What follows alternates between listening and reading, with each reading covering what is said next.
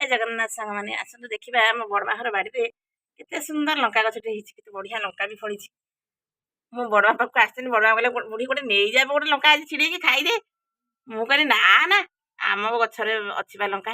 କହିଲେ ନା ତୋ ଗଛରେ ଲଙ୍କା ଅଛି, ତୁ ଆମ ଗଛରେ ଗୋଟେ ନେ ଦେଖେ ଖା, ଦେଖିବୁ କେତେ ସୁନ୍ଦର ନେଳିଆ ନେଳିଆ ଲଙ୍କା। ପ୍ରକୃତରେ ଲଙ୍କା ଗୁଡ଼ିକ ଭାରି ସୁନ୍ଦର ବି ହେଇଛି, ଲୋଭ ବି ଲାଗିବ। ଯାହାର ଲଙ୍କା ଦରକାର ମୋତେ କମେଣ୍ଟ କଲେ ମୁଁ ବଡ଼ମାଙ୍କର ବାଡ଼ିରୁ ନେଇକି ଦେଇକି ଆସିବି, ସମସ୍ତେ ମିଶିକି ଖାଇବା। ବଡ଼ମା ସେପଟେ ହସୁଛନ୍ତି କିନ୍ତୁ ସିଏ କ୍ୟାମେରା ଆଗକୁ ଆସୁନାହାନ୍ତି।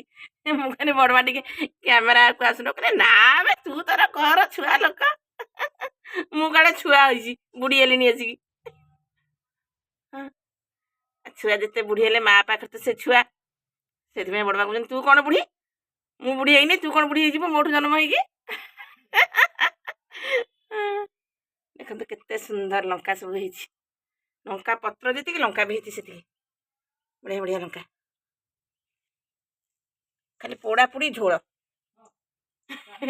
ପଖାଳ ଭାତକୁ ପୋଡ଼ା ଝୋଳ, ଶାଗ, ବାଡ଼ି ଶାଗ, ଏଇ ଯେଉଁ କଢ଼ ହେଇଛି ଫୁଲ ସୁଜନା ଆଉ ଗେଡ଼ା, ସେଇ ଶାଗ ସାଙ୍ଗରେ ଏଇ ଯେଉଁ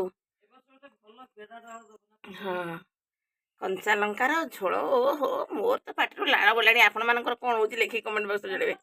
ଜୟ ଜଗନ୍ନାଥ, ରହିଲି, ବାଏ ବାଏ।